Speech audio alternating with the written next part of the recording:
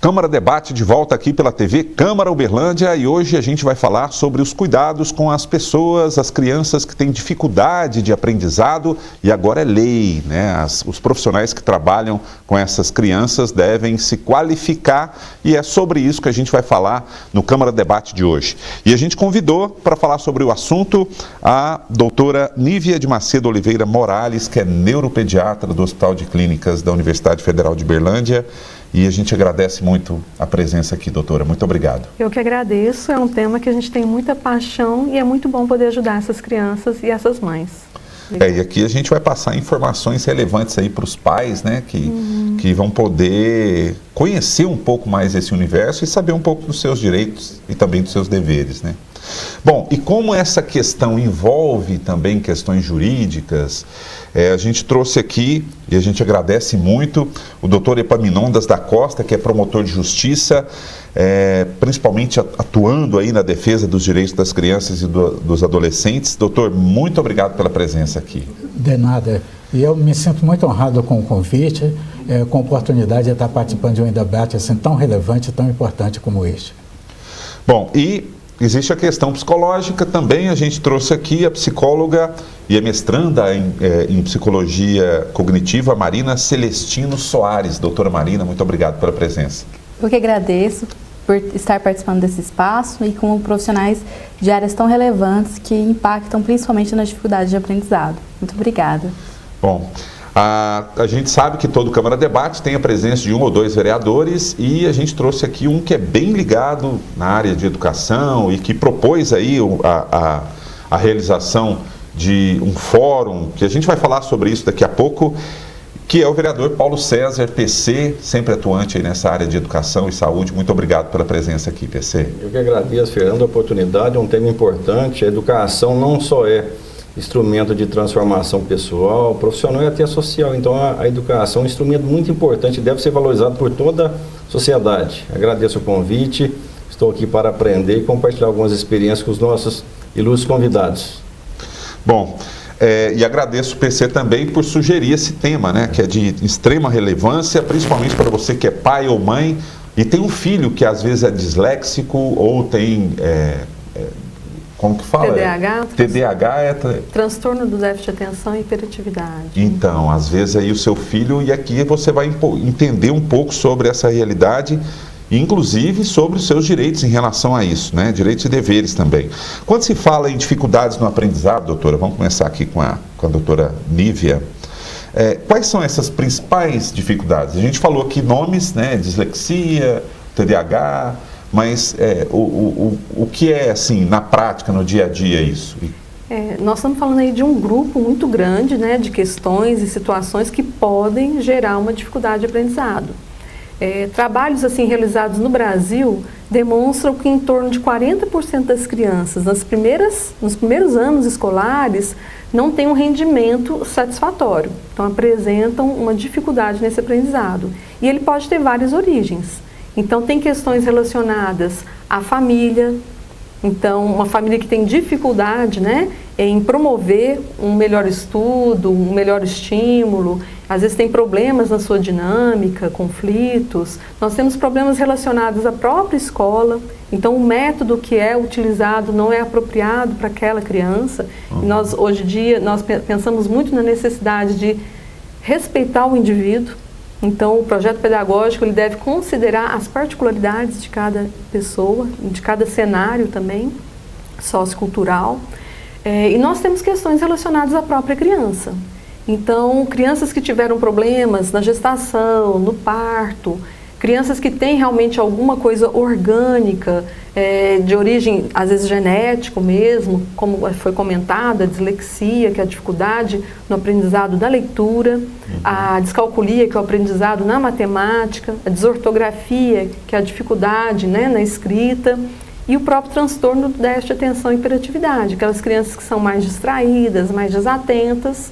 E, além disso, nós temos outras condições que podem ser de origem neurológica, crianças que tenham deficiência intelectual, transtorno do espectro autista, que tenham problemas sensoriais, então, às vezes, problemas auditivos, visuais, Então, só para a gente citar algumas situações que são extremamente complexas e muito difícil para o professor, numa sala de aula, abranger tudo isso sozinho. Identificar, né? Isso, e saber como trabalhar exatamente com cada uma dessas crianças. Então, a importância da gente ter realmente sempre uma equipe, né, associada à escola, à família, e esse é o cenário que a gente tem debatido, né, e procurado realmente formar uma rede, né, que a gente possa, na cidade de Uberlândia, nos demais municípios, formar uma rede de atenção, de cuidado, para que nenhum professor se sinta sozinho, desamparado, né, sem orientações adequadas, nem a família também se sinta sozinha, porque infelizmente a gente tem muitas vezes, né, a família culpa a escola que não conseguiu alfabetizar o seu filho adequadamente e o contrário, a escola que culpa a família, que não faz as tarefas, que não se dedica, que não faz o seu papel. E eu acho que a gente tem que sair dessa cena de culpa, né, e passar a compreender melhor as individualidades, as particularidades e enfrentar esses desafios, motivando, estimulando tanto o escolar, a criança ou adolescente, como também potencializar essa família, né, dar ferramentas para ela e também para os professores, capacitá-los. Tá, doutora Marina, no caso aí para um pai e mãe, ou até para um professor, né, para identificar isso numa criança, é muito difícil, assim. Como que ela pode fazer para perceber que realmente tem algum problema? O cuidado da família nesse sentido, quando a gente fala das dificuldades de aprendizado, né, a gente fica pensando, será que eu vou perceber quando aquela dificuldade já está grave? Ou então quando as notas já estão muito baixas? Ou a criança já não tem mais vontade de sair para ir para a escola? Então, como que a família pode ficar atenta? Desde cedo, observar se aquele desenvolvimento da criança estava adequado para a idade dela, se ela falou no momento certo, se ela andou no momento certo. Se, em questões simples, quando você manda ela ir no quarto, pegar um controle remoto e o controle remoto e um caderno, ela volta com as duas coisas ou ela geralmente esquece uma? Ela, quando foi fazer o processo de leitura, ela sentiu dificuldade? Nessas situações do cotidiano, voltar o olhar para a criança e observar qual que é o padrão de funcionamento dela. Será que é só uma desatenção, tipo, quando ela crescer ela melhora? Ou ele está muito preguiçoso? Ou se aquilo é um padrão de funcionamento e que a criança precisa de uma ajuda para ela conseguir ser acompanhada de uma maneira melhor. Em situações simples, desde quando dá uma lista para ela ir ao supermercado e ela volta com as coisas certas ou faltando, já é um padrão de funcionamento que deve ser acompanhado. Acompanhar também o sofrimento dela em realizar as atividades, como tarefas de casa, já é um dado importante também. Fora os critérios que a doutora Nívia ressaltou, como foi a gestação, né? Que também é importante para ser esses preditores das dificuldades de aprendizado. E existem casos assim de pai e mãe não aceitar isso, assim, deixar rolar, por exemplo? Mas sabe qual que é o grande desafio? Primeiro, normalmente a família descobre os sinais, se ela é alertada, ela faz a leitura. O grande desafio é o acesso à rede especializada de saúde, que não é só procurar, por exemplo, um profissional da psicologia, não é só procurar um profissional da medicina, mas alguém, tá, que o PL é exatamente nessa direção, que os profissionais, eles seja da rede de saúde, seja da rede de ensino, que eles sejam também capacitados para que eles façam também a leitura correta, façam o diagnóstico.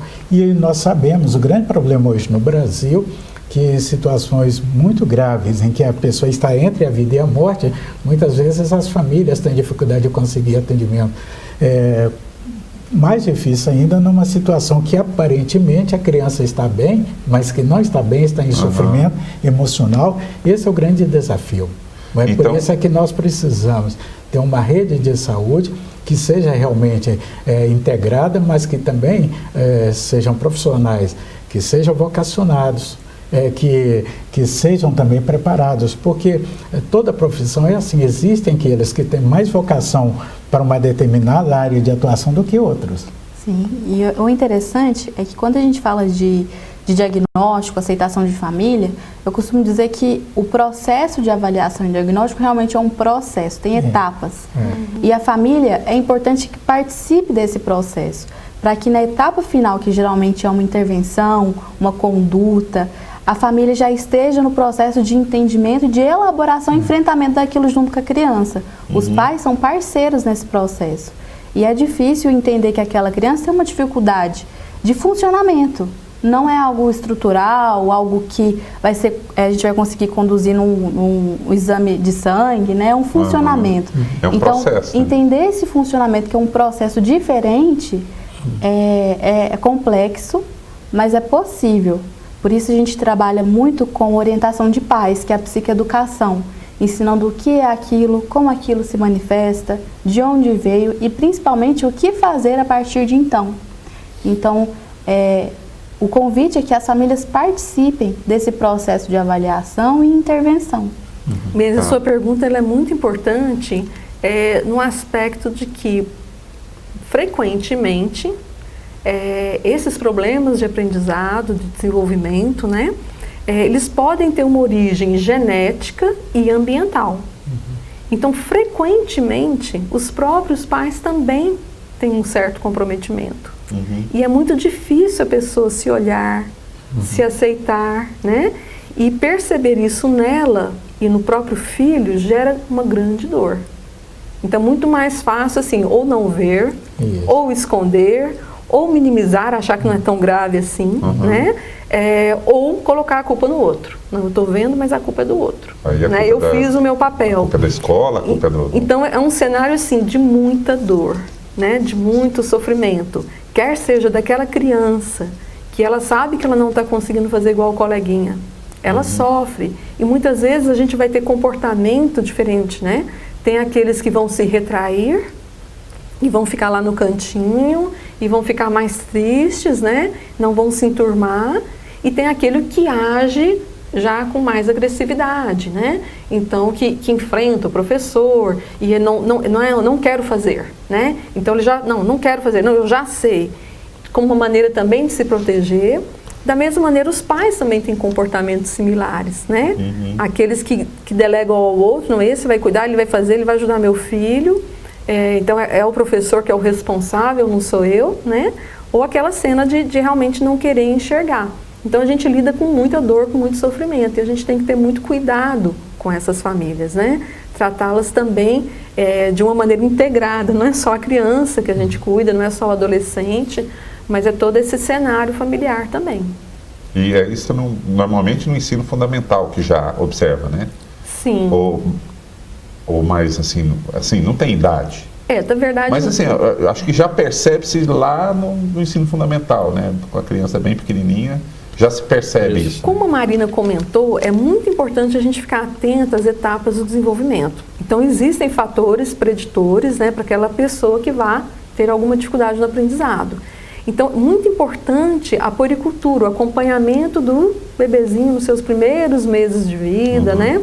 Então, atraso no desenvolvimento, nos marcos do desenvolvimento, são importantes, principalmente em relação à linguagem, aquela criança que demora a falar. E, infelizmente, a gente ainda tem muitos profissionais da área da saúde, pediatra, médico de família, né? Às vezes até fonoaudióloga que diz assim, não, espera que uma hora ele vai falar, né? Então, a gente procurar atuar rapidamente naquelas crianças que têm um atraso na articulação da fala, né? Na expressão da fala, e já nos primeiros anos que essa criança é inserida na escola, ficar atenta se ela consegue desempenhar de acordo com as outras crianças, tanto em relação à coordenação motora, né, quanto também no seu processo de alfabetização. Então, é possível detectar isso precocemente. E a nossa proposta para o município de Uberlândia, para os municípios vizinhos, é que a gente realmente aplique um modelo que já é cientificamente validado, de poder identificar precocemente aquelas crianças que apresentam risco para o atraso na sua alfabetização, no seu aprendizado escolar. Então, é possível aplicar esse modelo dentro da sala de aula. Então, treinar o professor, capacitar o professor, que isso seja aplicado nos primeiros anos da escola. e que a gente já possa fazer uma intervenção na própria escola. Então, essa é a nossa proposta. Nós vamos ter um fórum, agora o segundo fórum intermunicipal de saúde e educação. Fizemos o primeiro fórum em outubro de 2018. O segundo fórum nós vamos fazer agora, né, em julho de 2019, no dia 5, mas que isso seja algo contínuo.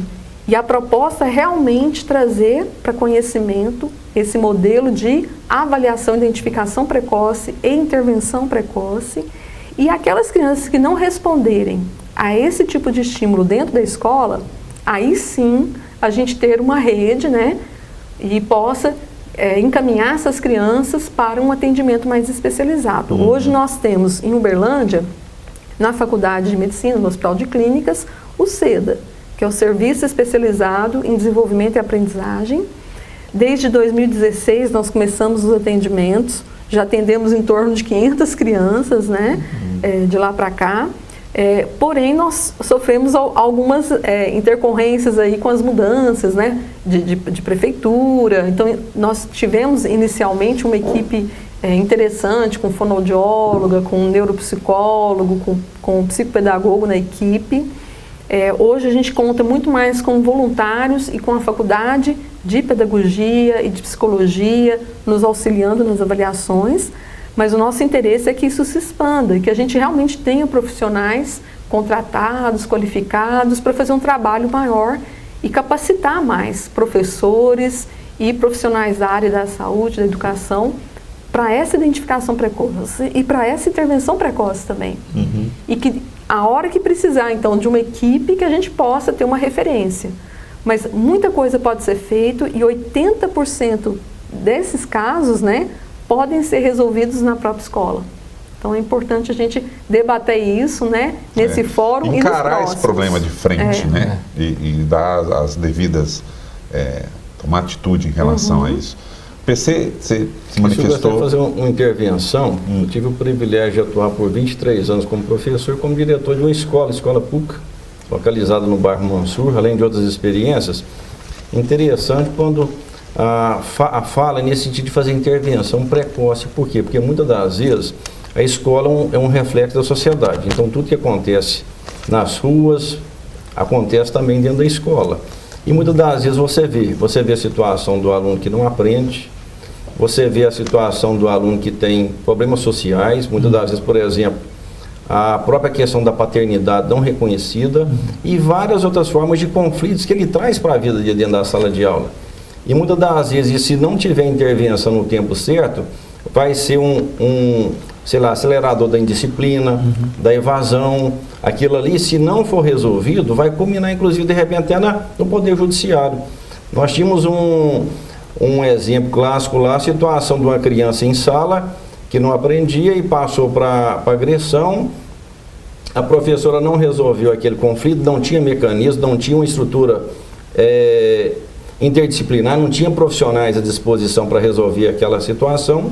Ela passa para a supervisora também não teve habilidade para resolver, não tinha estrutura para resolver aquele conflito, passou para o vice-diretor passou para o diretor, não existe a figura da expulsão, mas aquele aluno foi induzido a pegar a transferência e sair daquela comunidade, não era bem-vindo. O aluno que estava repetindo vários anos a mesma série, agrediu outras crianças, e assim, o aluno ele foi para as ruas, ficou sem estudar e começou a praticar atos infracionais. Né? Aí ele foi apreendido por unidade, um centro de internação, e a primeira medida que o juiz determina, o que é para essa adolescente?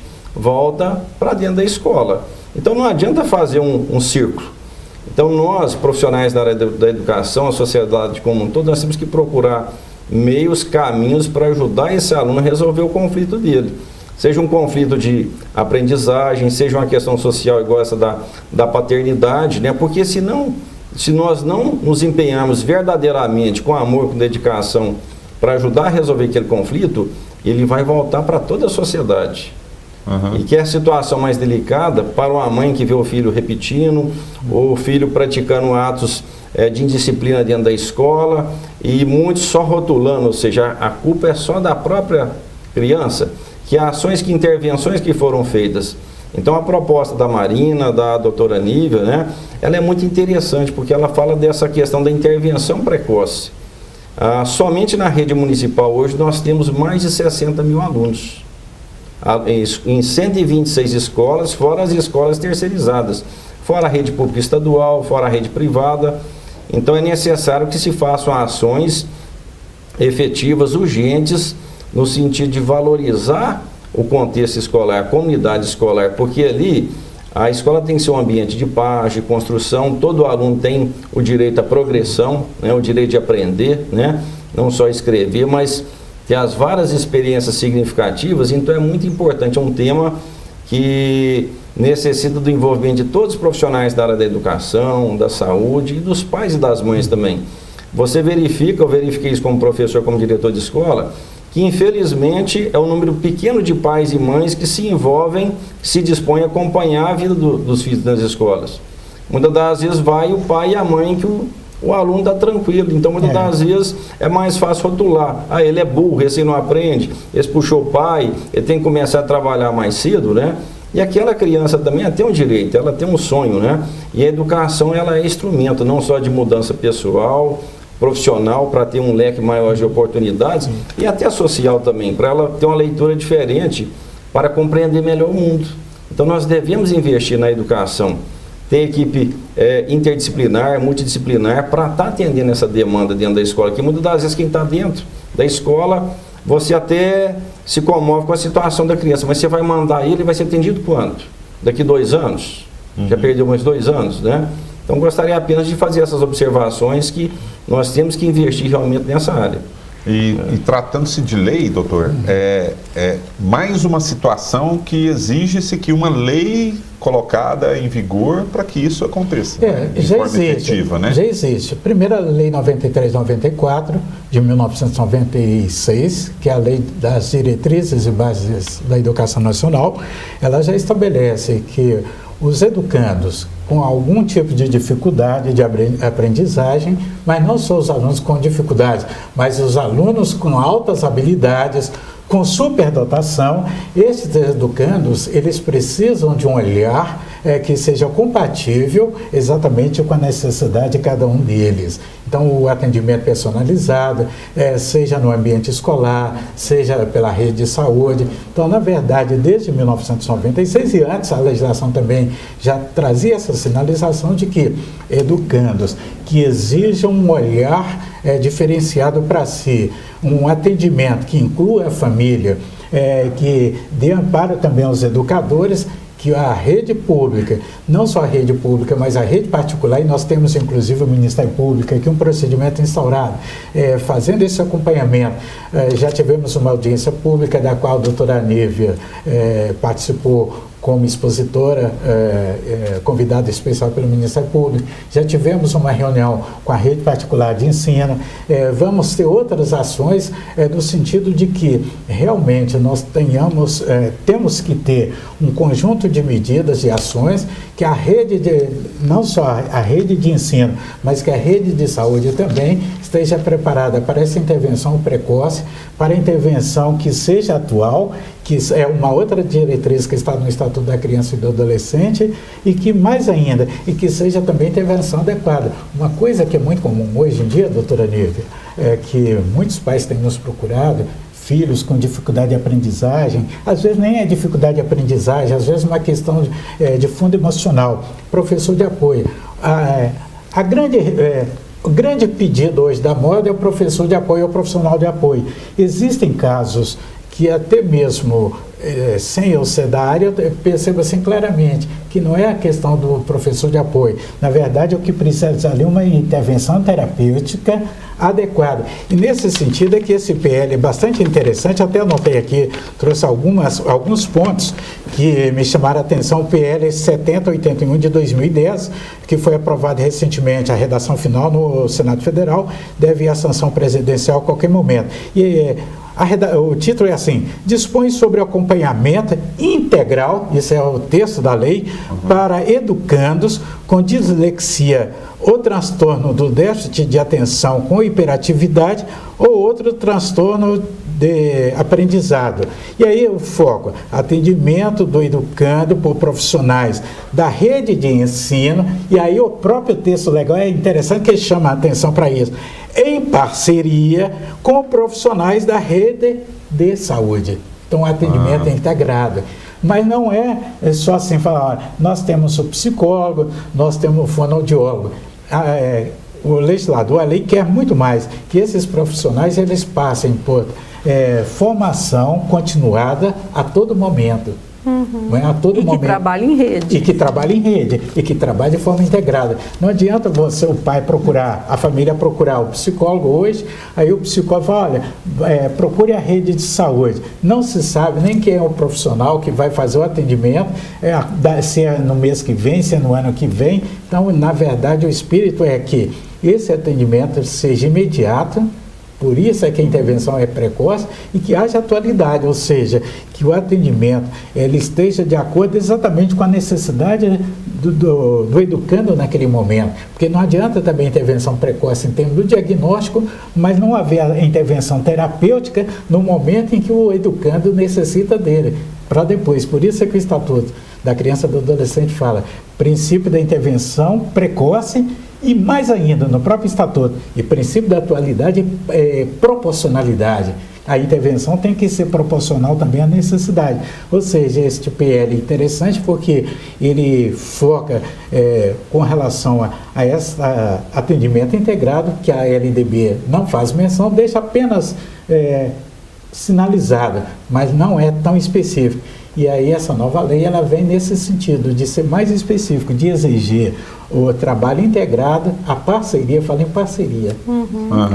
E com essa sanção presidencial, no caso o Ministério Público vai ter mais um instrumento para agir. Não só o Ministério Público, mais do que o Ministério Público, a sociedade, a família, os pais, né, os educadores. Porque os educadores, eu tenho acompanhado, eles também ficam, e o doutor, como educador, fica numa situação muito angustiante. Imagine você numa situação que você sente que o aluno, que o educando, ele precisa de uma intervenção terapêutica, que a família também está pedindo socorro e não consegue. Eu já tive caso, inclusive, de aluno da rede particular de ensino, em que a mãe estava muito estressada, numa situação de muito embate com a escola, com a rede ali de ensino, a rede de ensino também com a família, exatamente porque a mãe pedia socorro, ela precisava saber a quem ela devia recorrer em termos de um diagnóstico. Quando ela foi atendida pelo Ministério Público, que nós falamos, indicamos para ela, a primeira coisa a senhora precisa procurar profissional, até na época ela foi encaminhada lá para a doutora Nívia, para que fosse feito o primeiro diagnóstico. Esta mãe nos agradeceu e, na verdade, ela conseguiu resolver, pacificar aquela situação de conflito ali com a escola. Então, a escola também fica numa situação, o educador, às vezes, muito angustiante, porque não sabe o que fazer, por isso é que é importante as formações, para que os educadores também possam dizer para a família, olha, nesse caso, existem sinais que indicam aí uma dificuldade de aprendizagem e que, portanto, você precisa procurar um psicólogo, o médico, mas psicólogo na linha da neuropsicologia, porque às vezes fala, vai lá no psicólogo, aí chega lá no psicólogo, o psicólogo faz uma entrevista, se não for ali da área, não, aparentemente está tudo bem, vamos dar tempo ao tempo. Vamos esperar mais um pouquinho, né? Mas a grande verdade é que todos estão pedindo socorro. A criança está em sofrimento, pede socorro de diversas maneiras, ou embutindo, ou ela realmente partindo para algo mais agressivo. A família está em sofrimento e pede socorro, o professor, os profissionais da área da saúde, né? E a dificuldade que nós temos de conversar com os gestores. Então, nós temos propostas para que consigamos realmente trabalhar em rede, que possamos fazer um trabalho que vai desde a atenção primária, né, na saúde, também começando ali na escola, que é o cenário que a criança frequenta, né? Então, além da sua casa, onde que ela está? Frequentando escola, tem acesso à atenção primária, porque se a gente pensar só no serviço terciário, quantos profissionais nós temos, né, para dar atenção a tudo isso? A gente consegue resolver 80% dessas situações, desses problemas, capacitando a atenção primária, capacitando a escola, né, oferecendo apoio aí para os pais, e aí sim, atuar em rede para a gente ter até o cenário da atenção terciária. Mas assim, há uma grande dificuldade de chegar até os gestores, né? Muita dificuldade da gente marcar, agendar reunião com o secretário de saúde, secretário de educação. E nós temos um modelo bastante interessante na cidade de Patrocínio. Então, assim, esse fórum, o primeiro fórum nós convidamos a equipe de Patrocínio, nesse segundo fórum também. E agora, né, queremos cada vez mais cidades das regiões vizinhas aqui participando, porque eles conseguem ter um atendimento muito interessante, com uma equipe interdisciplinar, conseguem dar uma capacitação, suporte interessante para as escolas. O que eles não têm muito lá é o médico, né, ali junto com a equipe, mas eles têm algo assim muito bom e conseguiram aplicar esse modelo que tem sido assim bastante resolutivo numa escola piloto, e a intenção é amplificar para toda a cidade. Sim. O telespectador talvez está pensando aí, a questão do fórum é porque esse fórum foi realizado talvez você esteja assistindo o programa, já passou o fórum, que foi 5 de julho. A gente está gravando esse programa no dia 3 de julho. E ela falando sobre essa questão da participação de Patrocínio aqui, né? Especificamente o que, assim, qual que é o grande segredo, né, que Patrocínio colocou em prática para que desse certo e que serve de modelo para todo mundo? A Secretaria Municipal de Educação apoiou bastante, né, a criação de um centro, que é o SEMAI, que pudesse fazer um atendimento àquelas crianças adolescentes, né, que apresentassem uma dificuldade no aprendizado. Então, eles conseguiram formar uma equipe que tem a Gorete como coordenadora, que é pedagoga, psicopedagoga. Então, eles têm psicopedagogo, psicólogo, que atua na área de neuropsicologia, né? Fonoaudióloga, terapeuta ocupacional. Então, eles têm um centro que consegue fazer esse acolhimento, essa reabilitação. Algo que nós não temos em Uberlândia, um centro da prefeitura. Certo. E ele foi, então, instituído pela Secretaria de Educação. Treinamentos que nós fizemos aqui em Uberlândia, que eles participaram, a equipe de Patrocínio participou, na verdade a intenção do treinamento era colocar isso em prática em Uberlândia, mas infelizmente a Secretaria de Saúde e de Educação não conseguiu, assim, entender a ideia, emplacar isso, mas Patrocínio conseguiu. Eles conseguiram implementar, além desse CEMEP, né, desse Centro Municipal de Atendimento Educacional Especializado, eles conseguiram, numa escola piloto, ano passado, também aplicar esse projeto, né, esse modelo, que é o modelo de resposta à intervenção, a RTI, numa escola piloto, e eles conseguiram melhorar muito o nível de alfabetização e o sucesso dessas crianças nas avaliações que são feitas, né, na área da pedagogia, na área educacional. Então, eles vão trazer para a gente como que foi toda essa atuação, né? Todo o processo, né?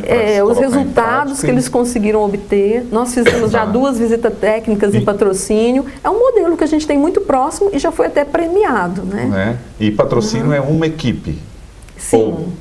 Por exemplo, na proporcionalidade, Uberlândia precisaria de quantas equipes para atender todo mundo? 3, 4? Como agora eles ainda não têm esse modelo de diagnóstico e intervenção precoce, eles também contam com um grande número de encaminhamentos. Em Uberlândia, se a gente conseguir fazer todo, né, essa rede de atenção que pretendemos, como nós dissemos, 80% das situações vão ser resolvidas.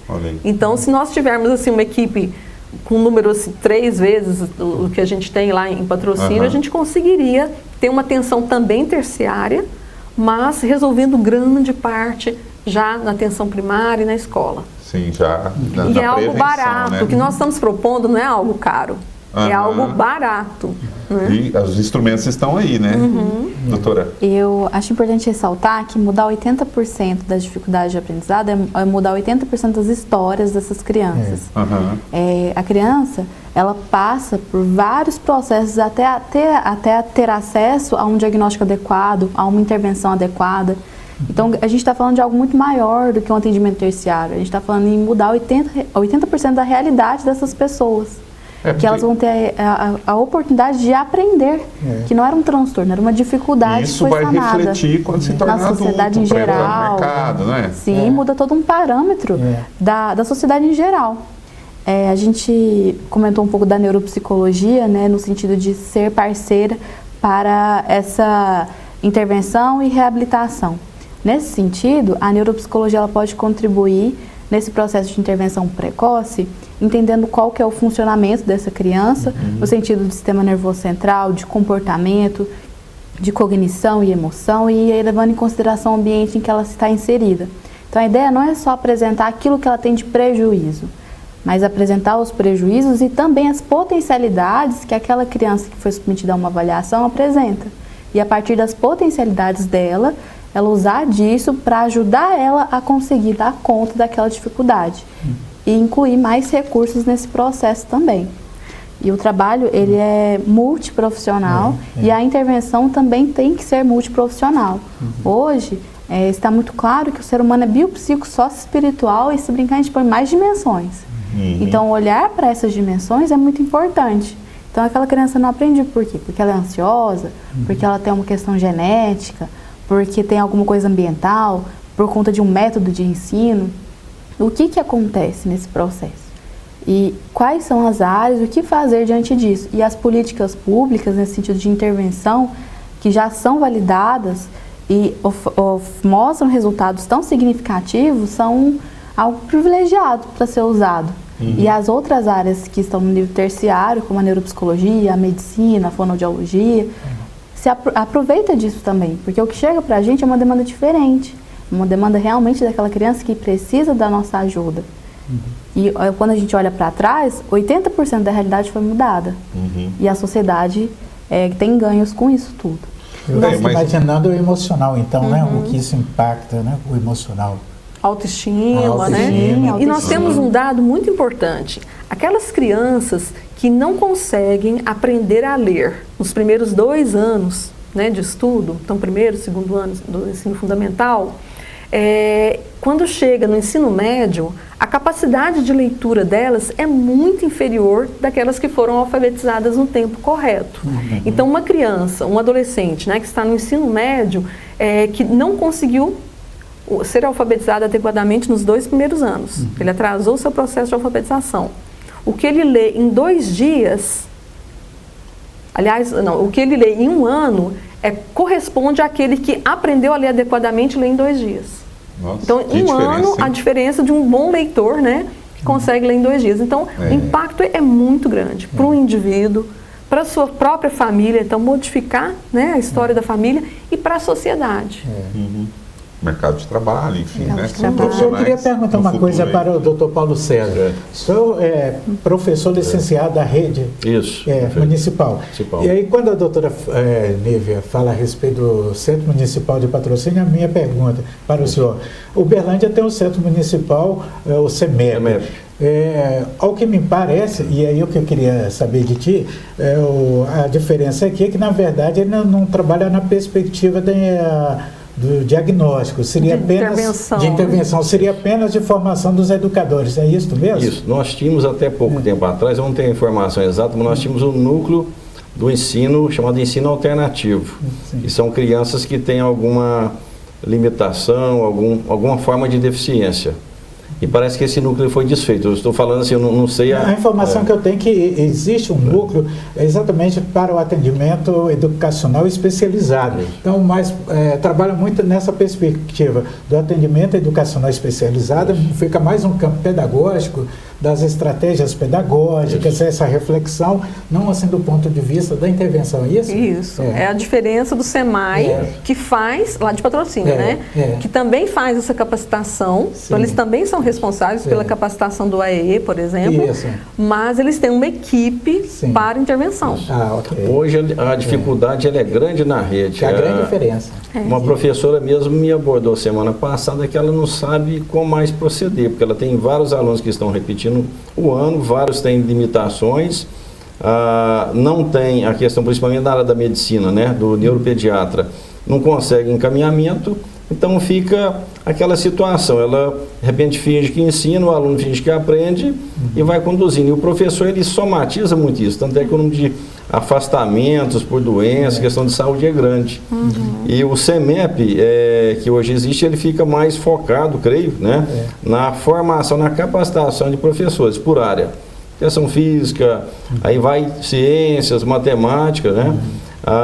Exatamente, eu não estou assim bem a par do que isso tem sido feito, porque houve uma remodelação do plano de cargos e carreira. E o próprio cargo que era o professor do chamado ensino, educação especial, ele passou por transformação também. Então, acredito que a própria rede, ela está modificando. Mas eu vejo assim de grande relevância sentar e definir essas parcerias, igual tem o CEDA, a UFO, tem as outras faculdades de pedagogia, não tem como se isolar mais. Como com a faculdade, como que você vai expressar o conhecimento da UFO para realizar uma política pública, né? Então, assim, e na prática, a carência é grande. A escola que eu trabalhei tinha 1.600 alunos, tinha um ensino alternativo, uma sala, tem supervisor, tem professores com várias especializações, mas você não consegue atender aquela demanda. E o nível de frustração é maior, porque o progresso da criança que tem uma limitação, seja dificuldade de aprendizagem, ou outra forma de deficiência e limitação, o progresso dele é mais lento. É importante, você tem que trabalhar, mas é mais lento. Então tem que ter pessoas especializadas e tem que ter a rede para atender também, porque senão detecta, mas não há evolução.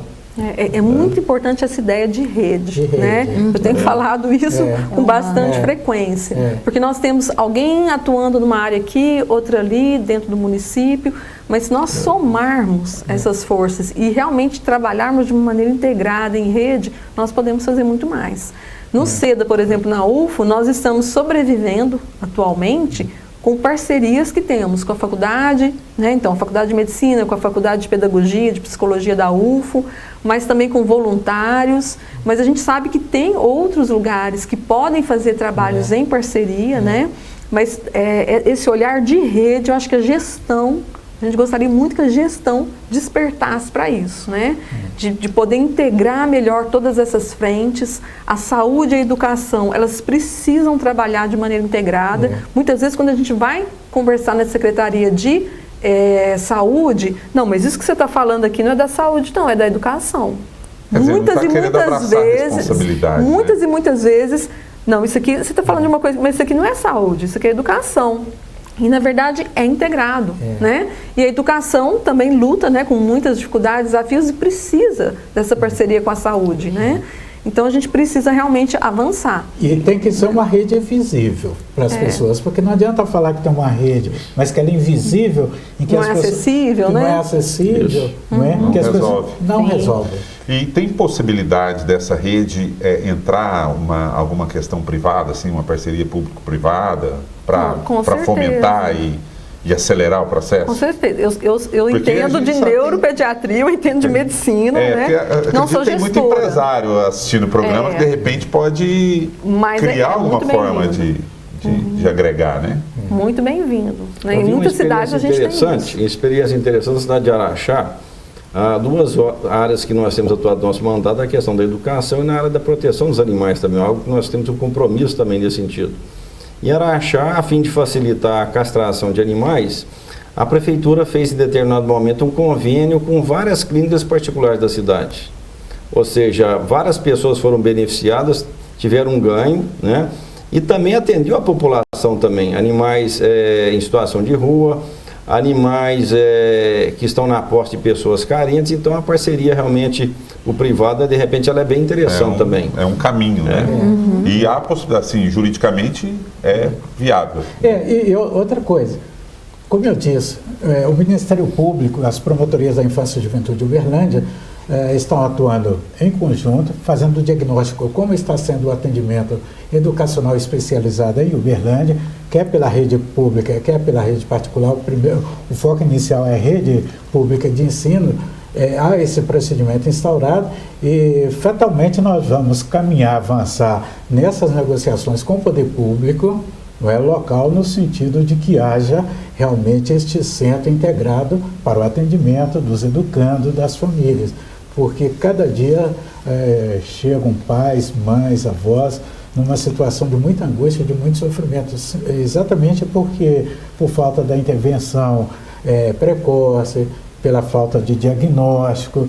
E, quer dizer, o próprio educador também ele precisa ter esse local de referência no momento de angústia para orientar, falar com a família, olha, procure tal lugar assim, assim, para esse atendimento, não é? E com a garantia de que você vai ter ali o atendimento integrado, integral, não é? No campo da psicologia, de diagnóstico, no campo da medicina e assim por diante. Agora, você citou uma coisa bastante interessante, porque eu sou muito curiosa e nós visitamos, né, fizemos algumas visitas técnicas em algumas instituições e também quando vou para algum congresso fora do país, sempre eu procuro também ver detalhes e conhecer melhor.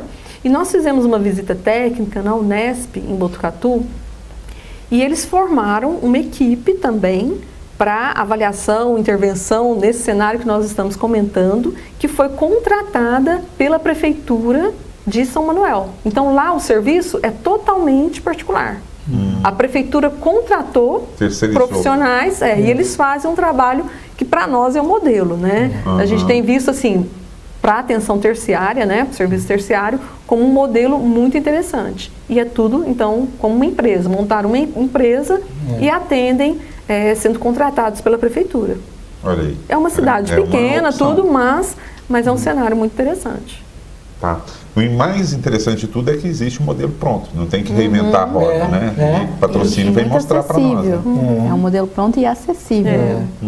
Sem grandes dispêndio de dinheiro, né? de recursos públicos, né? Basta vontade. Vontade. E foi falado uma coisa muito importante ali pelo PC, que é um cuidado que a gente tem muito grande. Quem é essa criança? Quem é esse indivíduo? E qual é o seu sonho? Não pensar em números, né? Essa criança, ela tem um sonho. O olho dela brilha e a gente procura, né, acessar isso nas nossas consultas. A primeira pergunta que a gente faz na consulta não é para a mãe, não é para o familiar, não é para o responsável, é para a criança. Qual o seu sonho? E a gente tenta acessar isso. Eu acho que o profissional da área da saúde e da educação, ele tem essa responsabilidade de conhecer aquele indivíduo e de realmente ser um instrumento para que essa pessoa possa desenvolver as suas potencialidades e realizar os seus sonhos. Ser um ser pleno, feliz.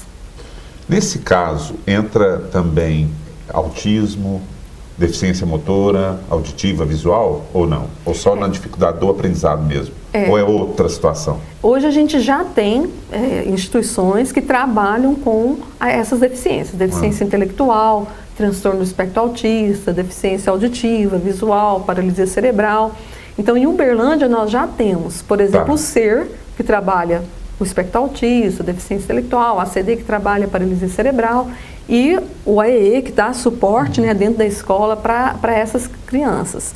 E quando nós montamos ali o SEDA, o Serviço Especializado em Desenvolvimento e Aprendizagem, inicialmente para trabalhar com essa parcela que não é vista, que não existe. Então, muitas vezes atribuído a uma criança preguiçosa, uma criança desatenta, uma criança que não tem vontade de aprender, ou que só quer, que é malandro, né? Então, a gente pensou inicialmente nessas crianças que não apresentam, né, dentro da cidade, nenhuma instituição que possa trabalhar com elas. Então, principalmente a dislexia, que é o transtorno específico da leitura, escrita, a descalculia, que é o transtorno da matemática, e o TDAH, que é o transtorno de déficit de atenção e hiperatividade.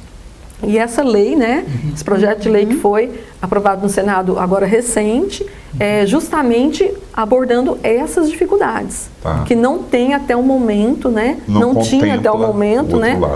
Então, trabalhamos mais especificamente nessa área, porém, as coisas combinam, né, Marina? Sim. Muitas vezes a gente recebe uma criança que tem uma deficiência intelectual leve, então, às vezes, até passou no SER, nem foi diagnosticado por um quadro muito leve, como lá também, às vezes, eles acompanham alguma criança que tem a dislexia, que é difícil de fechar um diagnóstico. Então, os pacientes acabam fazendo um intercâmbio, um espectro autista muito leve, né? Às vezes vai ter um diagnóstico até um pouco mais tardio, mas assim, o que a gente tem debatido um pouco mais nesse momento são essas pessoas que até agora não tiveram oportunidade de serem avaliadas, de terem um diagnóstico, de esclarecerem a sua situação e poderem trabalhar de maneira mais adequada. que estão invisíveis, vamos dizer assim, né? Entre aspas, né? Bom, PC, para a gente encerrar, o que está se tramitando na Câmara em relação a isso aí, a tudo que foi dito aqui? O fundamento é nessa ideia, nessa forma de intervenção que é muito importante. Nós apresentamos um projeto para ser criado a semana de conscientização, para discutir, refletir sobre essa questão da dificuldade de aprendizagem, para trazer profissionais para casa, né? Não só na Câmara Municipal, mas em toda a cidade, para ter aquela semana incluída no calendário oficial. O projeto está em trâmite na Câmara. Outro projeto que nós apresentamos também foi aprovado, virou lei. Dia 6 de agosto, Uberlândia comemora Dia dos Profissionais da área da educação. É uma política afirmativa no sentido de valorizar aquele profissional, né? Nós temos que valorizar a educação. Eu sou oriundo da educação pública, meu filho estuda até hoje na educação pública também. Sou professor efetivo na rede municipal, então nós temos que valorizar a figura do profissional da educação, seja ele educador infantil, supervisor, diretor de escola, merendeira. Nós temos que ter essa cultura, uma cultura de resolver conflitos na própria escola, de diálogo, respeito. Então essa lei vem nesse sentido. E sempre também estamos promovendo algumas ações também. O mandato nosso é um mandato aberto, né? Qualquer pessoa da população tiver interesse em apresentar sugestões de projeto de lei. Periodicamente nós fazemos uma feira de troca e doação de livros também. Eu gosto muito dessa ideia de ambiental, de criar interação entre as pessoas, valorizar a leitura também, né? Então são ações que eu lembro assim, nesse momento, que a gente tem procurado realizar. Além de outras áreas também, ações voltadas para a cidadania, meio ambiente, saúde, muito importante. Incluindo essa fatia, né, da sociedade. Isso, da educação. Tá. Bom, então se você está nos assistindo aí antes do dia 5 de julho, então fica o convite, né, para às 13 horas na Câmara Municipal, que é o 2º Fórum Intermunicipal da Saúde e Educação, para melhor atenção aos escolares com dificuldades no aprendizado, ok? Antes do dia 5. Caso esteja assistindo depois do dia 5 de julho, você pode voltar esse programa no comecinho que vai entender toda essa dinâmica aí, como funciona e como pode melhorar, e principalmente quando a gente tem um modelo pronto de patrocínio que vai vir a Uberlândia mostrar, acho que fica tudo muito mais fácil, né? Onde o que falta realmente é talvez a vontade de se implantar. Você pode retornar no portal da Câmara, tem esse programa inteiro lá, e nas reprises aqui da TV Câmara também. Bom, eu queria agradecer mais uma vez a presença de vocês. Acho que a gente ficaria horas aqui falando sobre isso, né? O tema é bem... a gente não tem noção da amplitude, né? Queria agradecer e pedir uma consideração final de cada um, né? Um apelo, uma orientação. Vocês podem ficar à vontade para falar para o nosso telespectador aí o que vier coração, né? Falar com o coração. Então a gente começa aqui pela doutora Nívia, termina lá com o PC. Nívia de Macedo Oliveira Morales, doutora Nívia, que é neuropediatra. Parabéns, né, pela sensibilidade à causa. Muito obrigado pela presença aqui e, claro, é a primeira, mas espero que não seja a última, né? Em outros momentos a gente vai discutir mais temas relacionados aí à neuropediatria. Muito obrigado, doutora. Eu acho que assim, agradecer essa oportunidade de estar aqui presente e que as famílias, né, as mães, as crianças, os adolescentes, os professores, os profissionais, não se sintam sozinhos, né? Estamos juntos e podemos procurar uns aos outros para que possamos crescer, aprender e ajudar essas pessoas que se encontram em sofrimento. Que os gestores, né, possam também ter uma abertura, ouvir e ter esse olhar, não só para o momento, mas que pequenas atitudes nesse atual momento podem ter um resultado muito grande, muito amplo e beneficiar toda a nossa sociedade, a nossa comunidade. Mas estamos juntos e eu fico à disposição. Muito obrigada. Viu? Obrigado, doutora Nívia. E a gente agradece também aqui, a gente sabe o quanto é corrida a vida de um promotor de justiça, para parar um pouquinho para vir aqui esclarecer a população, que é o doutor Epaminondas da Costa, promotor de justiça, atuante na defesa dos direitos das crianças e dos adolescentes.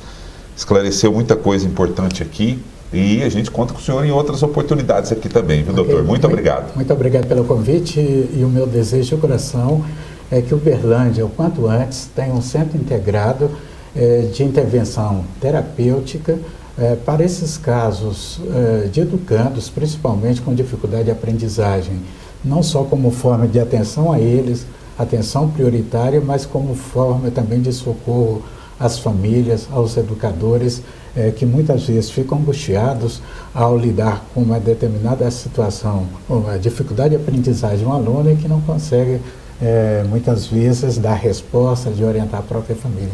Então, aqui fica o meu desejo de que tenhamos muito em breve, que não seja tarde. Isso aí. Difícil não é, né, doutor? Bom, a gente agradece também aqui a presença da psicóloga Marina Celestino Soares, se especializando aí em psicologia cognitiva, enfim. Psicologia. Muito obrigado pela presença aqui, doutora Marina. Muito obrigado. Eu que agradeço. E se eu pudesse deixar uma mensagem, eu queria dizer aos pais, às crianças, que todo o processo de avaliação é como se fosse um grande quebra-cabeça desorganizado. Ao a gente olhar uma única peça, é difícil entender qual que é aquela imagem. E hoje existem políticas profissionais que estão à disposição para a gente conseguir integrar essas peças de uma maneira que se encaixe e aquelas que estão faltando, tentar ver qual que é a melhor forma de suprimi-las, de entendê-las. E o meu desejo é que cada vez mais haja essa integração e essa rede para unir todas essas peças que estão perdidas para a gente entender melhor qual que é a imagem e qual que é a mensagem que cada história quer transmitir para a gente. Então, é um desejo de que existam redes e que existam integrações de informações no sentido das dificuldades de aprendizagem. Muito obrigado, doutora Marina. E a gente agradece também o Paulo César, PC, vereador, que sugeriu o tema aqui, e eu queria agradecer por isso também, e agradecer a sua presença, PC, mais uma vez, entre tantos temas que a gente discute por aqui, esse mais um, e sempre importante a participação sua aqui. Muito obrigado. Obrigado, Fernando, agradeço a oportunidade de estar aqui aprendendo mais uma vez, agradecer a doutora Aníbal, doutor Paminondas, Marina, aprendi bastante hoje, sempre nós estamos aprendendo, né? E realmente é um tema que eu gosto bastante, que é o tema da educação.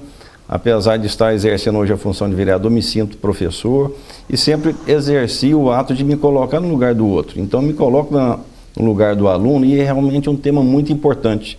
Nós temos que ter políticas públicas eficientes, não basta ter simplesmente uma lei local que assegure, sendo que na prática isso não funcione. E é muito importante, os pais não desistam, persistam com seus filhos, obstáculos podem e devem ser superados. Está aí o nosso gabinete, vereador Paulo César PC, está e estará sempre à disposição da população, seja para tentar construir ou mesmo para cobrar também das autoridades responsáveis também, competentes. Muito obrigado. Bom, então muito obrigado a vocês e a gente agradece você em casa que nos acompanhou e como eu disse anteriormente, você pode acompanhar esse programa desde o início, acessando o nosso portal no www.câmarauberlandia.mg.gov.br. Lá tem o link da TV Câmara e o link do Câmara Debate, que tem esse e tantos outros programas que a gente já gravou aqui. E, claro, nas reprises aqui da TV Câmara Uberlândia. Então, muito obrigado pela sua audiência e a gente volta com o próximo Câmara Debate, com outro tema, em outro momento. Até lá!